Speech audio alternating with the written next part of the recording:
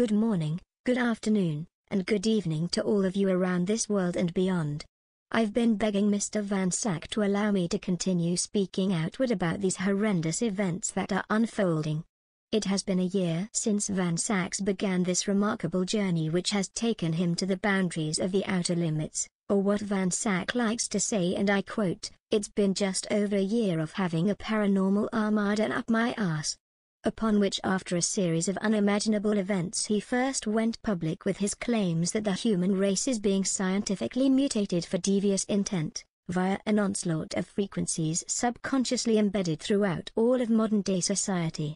And even at that initial time he outlined the precise physical symptoms of this irradiation, including ringing and pressure sensation in the ears coupled with faint clicks or beeping, the manifestation of unnatural growth to teeth structure, changes to skin and vein structure, and changes to skeletal structure, particularly in the suture areas of the skull. Of course he knew full well his coming forward with this information would expose him to the highest degree of scrutiny, ridicule, labeling, massive suppression, all the while willfully shattering his ego in the process, yet he has pressed on, bonded to an unwavering conviction and commitment to do what is right regardless of the consequences, a commitment to the human spirit, a commitment to all of you. And while experience and information kept pouring in at indescribable velocity, 3 months into this is when Van Sack came across an interview with a man named Jordan Maxwell, who, upon being asked what his most critical finding has been throughout his 50 years of researching the world of occult hidden knowledge, his response was that the human race was being deliberately mutated, by a dark and hidden presence on this earth, via a scientific means. Now come to think that upon the 1-year anniversary of first going public, acts of astounding divine synchronicity had led him not only to gain intimate knowledge with regard to the dark force which is executing this attack, but a full understanding of the scientific method in which this radiation, a spectrum of electromagnetic frequencies, is being executed. Let me repeat that, a decade ago Jordan Maxwell, in many ways the founder of occult research around astrotheology, secret societies, ancient knowledge, and otherworldly concepts, began raising concern that the human race was being scientifically mutated by an otherworldly presence.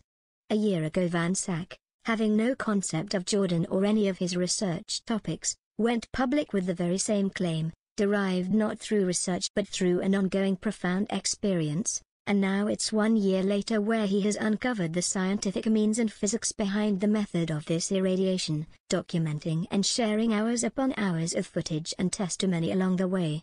To think this to be some sort of magical coincidence, that one could manifest out of thin air such an extreme and off-the-wall discovery, while in parallel manifesting a seemingly endless library of some of the most remarkable footage of the paranormal, all of which point to this same conclusion, while uncovering the precise physical anomalies which are manifesting, vast knowledge of otherworldly influence, linking together phenomena studied for years such as chemtrails, UFOs, reptilians, frequencies and ear tones, harp, genetic mutation, holographic technology, human possession, sonic manipulation, and now the physics and science behind how this irradiation is being performed, would be as enormously preposterous as thinking the human race is alone in this vast and diverse world of infinite possibility, living at the pinnacle of universal awareness and achievement. So what is the scientific method of irradiating the human race, you asked? Well, please do let me tell you.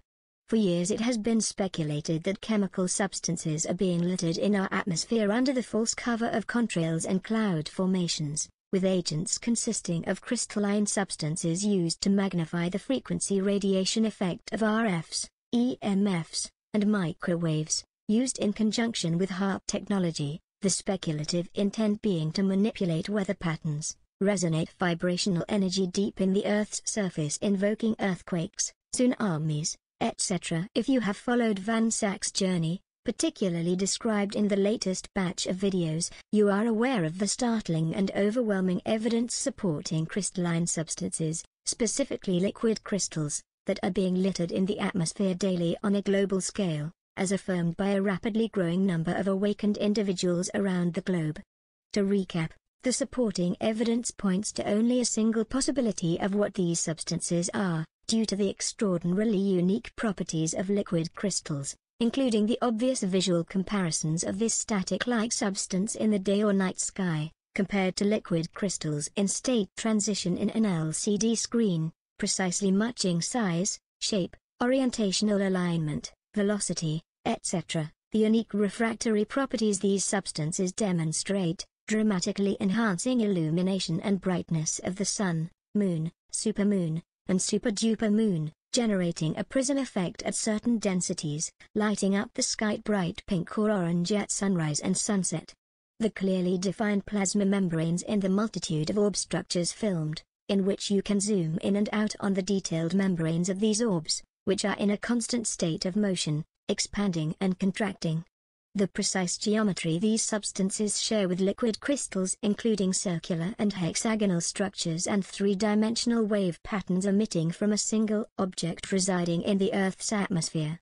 When viewing the formations with edge detection, they clearly originate from a central source spreading out in a very specific pattern, known as dendritic patterns, matching those of liquid crystals.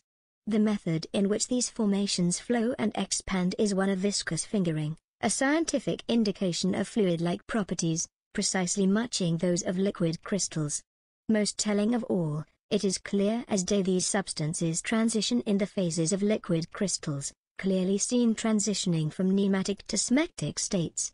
These formations form a precise and geometric grid pattern, unique to crystalline substances, which act as a waveguide or superhighway for EMFs to transmit through our atmosphere. These data points are so precise and irrefutable there has yet to be a single rebuttal or alternative perspective offered. After all, how can you refute known physics? Maybe by calling it superphysics. So back to the scientific method of this mutation. I mentioned prior the specific properties these crystal substances demonstrate, including the nematic and smectic phases.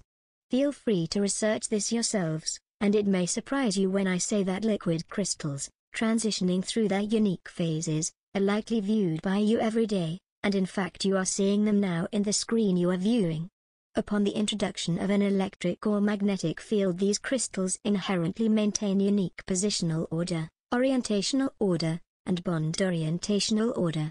Liquid crystals have literally and rapidly transformed the manner in which we view and transmit information. They are the foundation of HD televisions, LCD displays, plasma screens. It's what is in your iPad, your phone, computer monitor, etc.